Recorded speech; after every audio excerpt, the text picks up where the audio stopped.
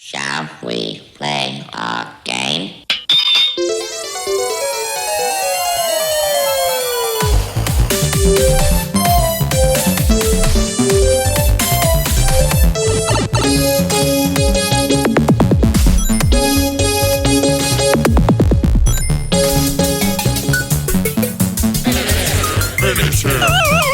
So for someone who would like to help out in some way, whether it be maybe donation of clothes, food, something like that, how could they go about doing that? Yes, so our executive director is Mary Thompson, and she has a direct line on the Facebook page. If you want to go to the Facebook page, Samaritan Outreach Inc., and so you can just look that up, and all the information is on there. The website, we also have a website you can look up, and it just kind of give you information, and it's a 24-hour hotline number, or it's an office number you can call, and the office number will lead you right to her, and so you can just get over her and stuff like that. We also have pamphlets and stuff that we're taking it to the police department, and our police officers will be educated in this, and so therefore, if they run over a situation like that, they feel that it's a need to pass along a pamphlet discreetly to somebody in that situation, we can. So we really changed the idea of how domestic violence is.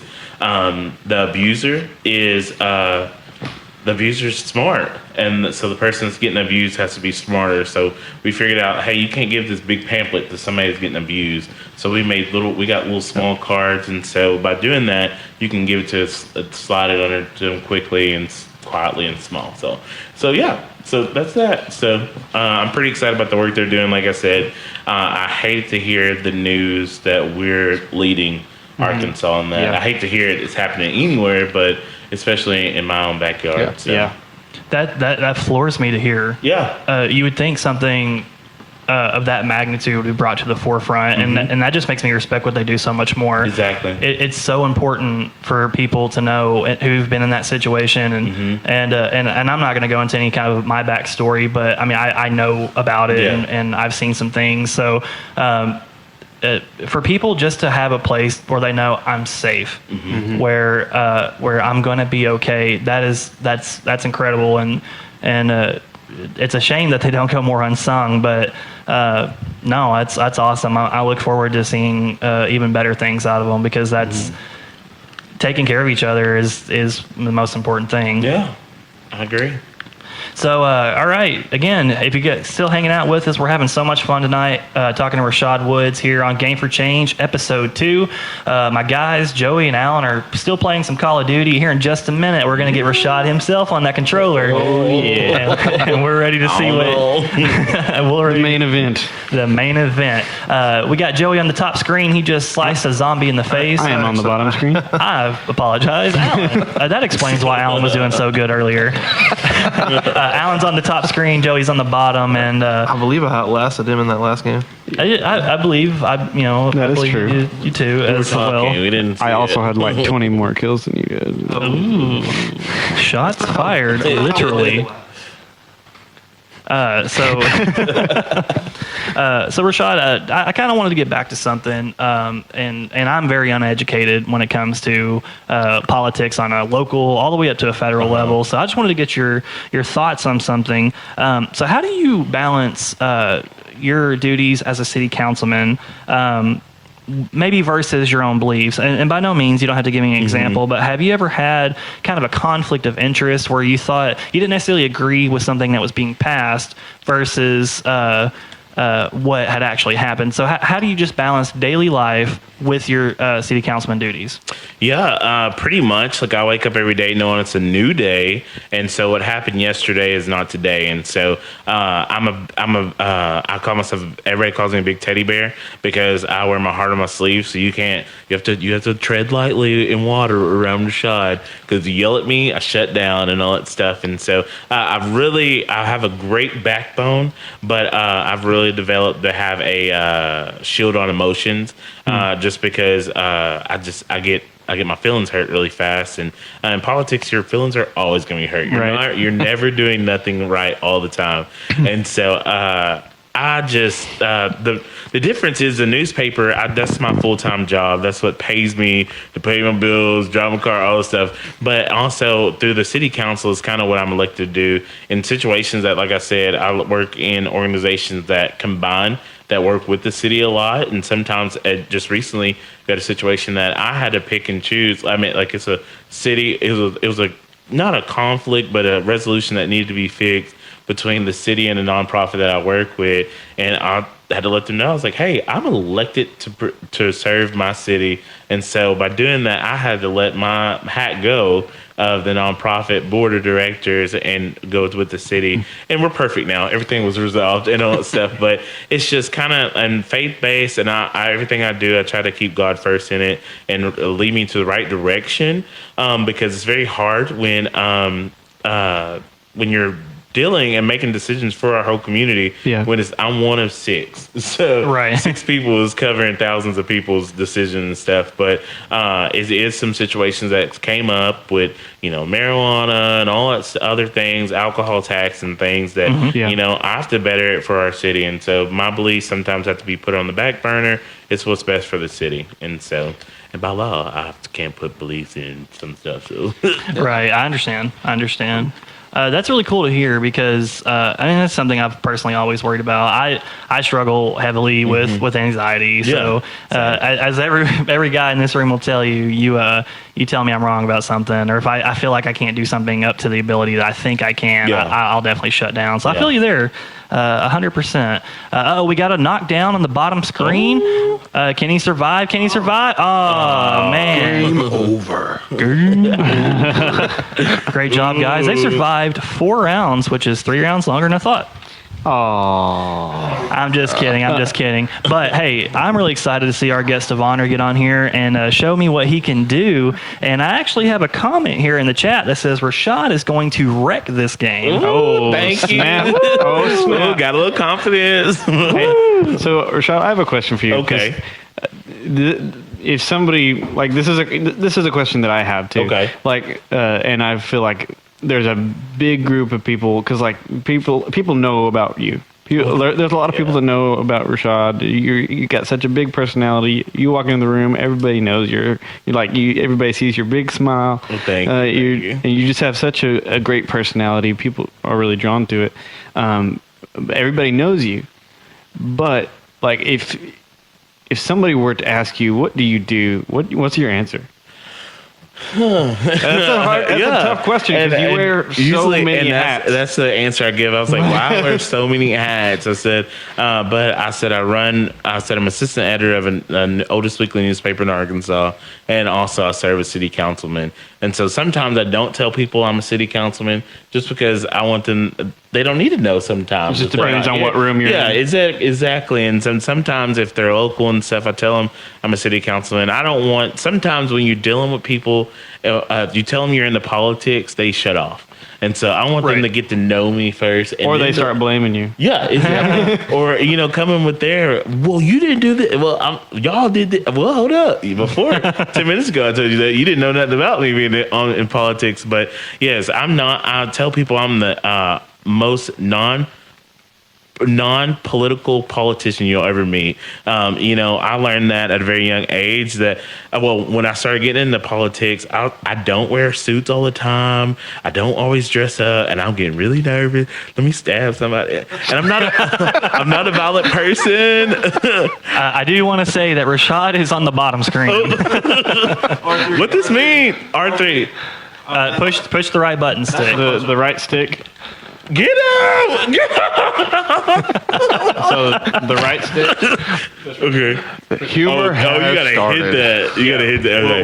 with your left. It's coming back to me. And so I don't want people to prejudge me and all that stuff because Oh,